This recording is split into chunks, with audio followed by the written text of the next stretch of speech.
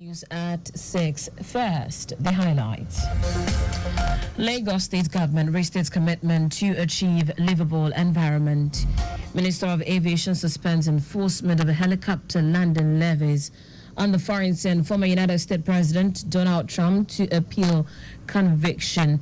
And Sport Premiership Club votes to ban artificial pitches from league games. Now, the details. I am Taiwo Baruwa. The Lagos State Government has expressed its commitment towards collaborating with stakeholders in the hospitality sector to make the state a livable environment and destination of choice to conduct businesses. Commissioner for Tourism, Arts and Culture, Toke Benson Awinka, said this at a stakeholders engagement with practitioners in the hospitality sector was the theme, addressing current industry challenges, emerging trends, policy frameworks, collaborative opportunities within the hospitality value chain organized by the ministry. Benson Awinka noted that the gathering was long overdue as part of the ministry's advocacy drive, as the hospitality industry played an important role in the socio-economic development of the state. With this gathering, we want to address these challenges head-on. We must adapt to the changing landscape by embracing new technologies and sustainable practices. Emerging trends in this sector, such as digital transformation, ecotourism, and personalized customer experiences, are reshaping the way we operate. It is imperative that we stay ahead of these trends to remain competitive and relevant. She called for the cooperation of stakeholders as the ministry reviews its policy framework to make the industry data-driven while embracing new technology and emerging practices to remain competitive. Panelists at the event harped on the need for practitioners in the hospitality sector to work collaboratively with the state government to make the environment safe and conducive for all businesses.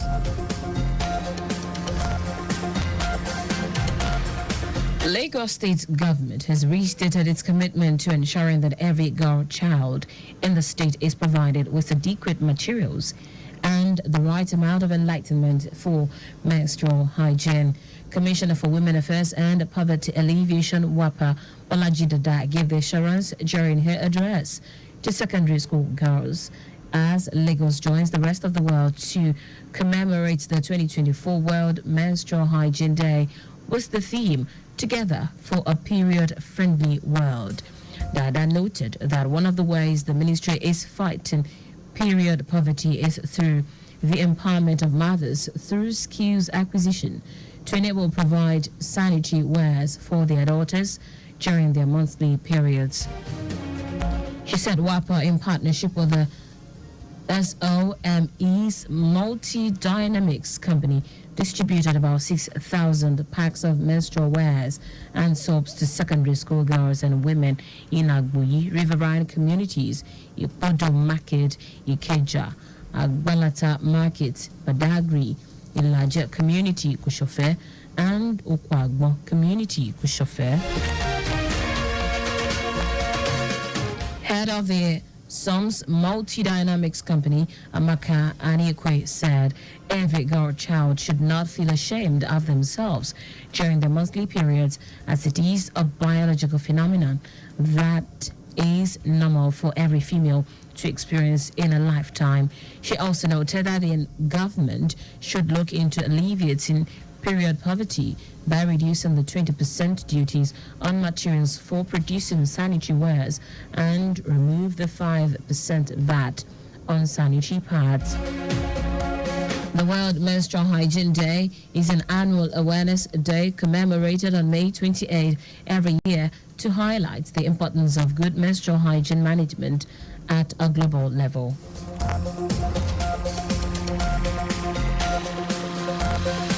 The Association of Lagos Title Chiefs has congratulated the President and Commander-in-Chief of the Armed Forces, Federal Republic of Nigeria, Bola Tinubu, and a brother chief on the first-year anniversary of his administration.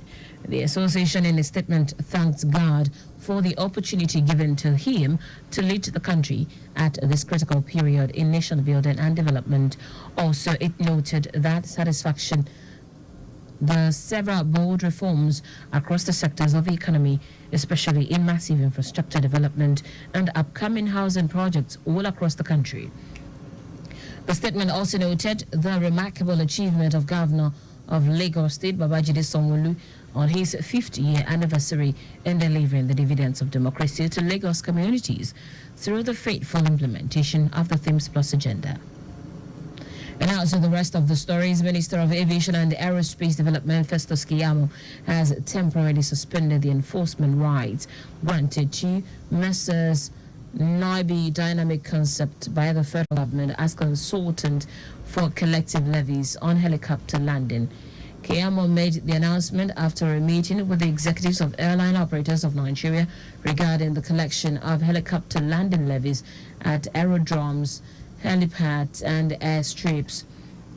The minister, who said the suspension took effect from May 30, also formed a committee comprising members from the Ministry of Aviation and Aerospace Development and its relevant agencies, airline operators of Nigeria, international oil companies, and Messrs. Naibi Dynamic Concept.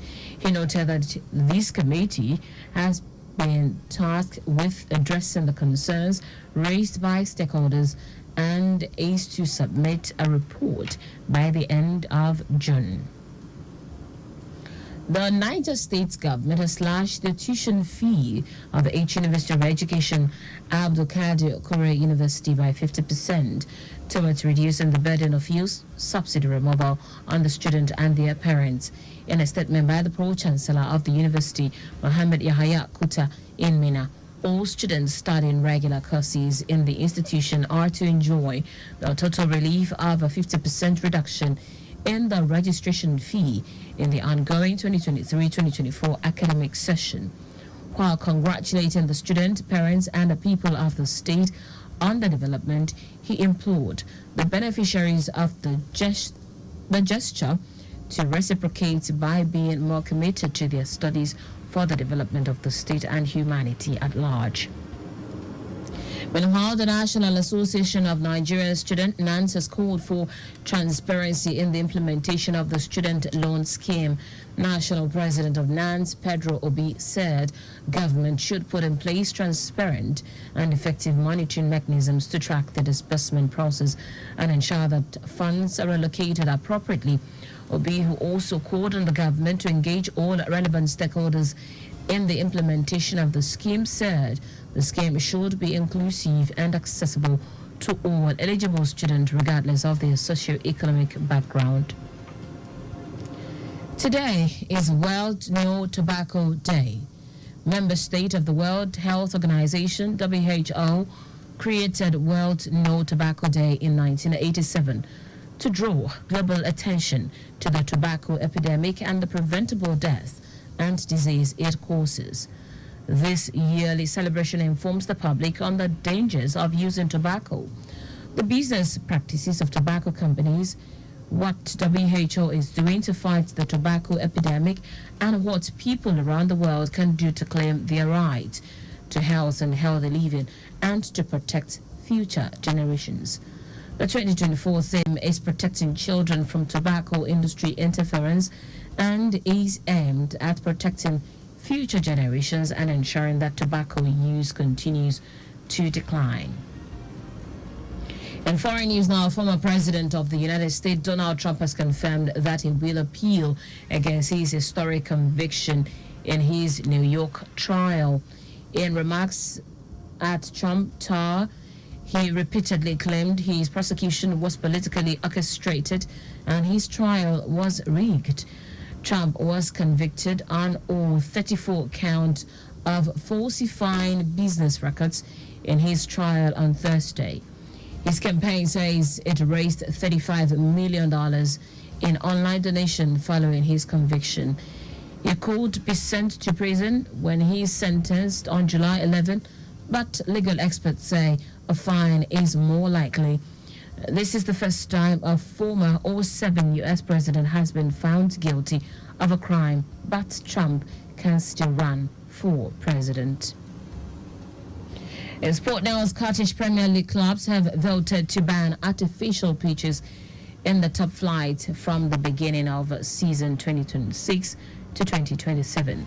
The Scottish Professional Football League, SPFL, issued a resolution to be voted on by all 12 Premiership clubs, with 9 votes required for it to pass. Next season's top flight will be made of Aberdeen, Celtic, Dundee United, Hearts, Hibernian, Kilmarnock, Motherwell, Rangers, Ross County, St Johnstone and St Mirren. Livingston relegated from the Premiership this season, and Kilmarnock have artificial pitches, but Kelly plans to return to a grass surface in 2025.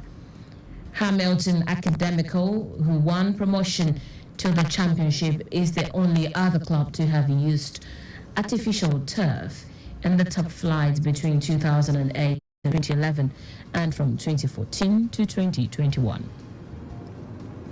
That's it on the news at 6, but just before we go, please do not drive beyond specified speed limit. You can follow us and like all our various social media platforms: X, Traffic Radio 961, Instagram, Lagos Traffic Radio 961. Subscribe and watch our news and programs live on YouTube at trafficradio961.ng.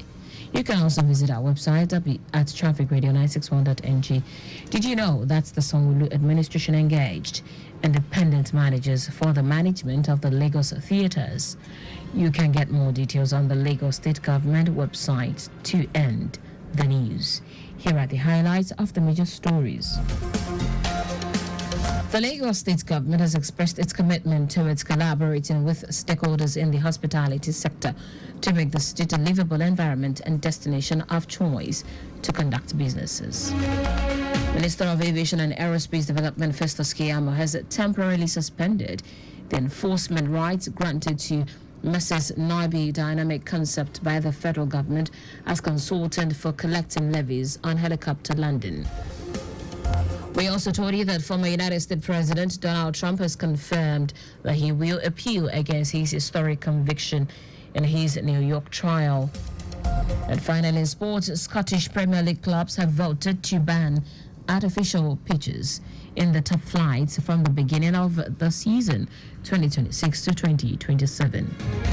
For contact with the newsroom, send a message to info@trafficradio961.ng. That ends the news broadcast compiled by Adewale Oloporoku.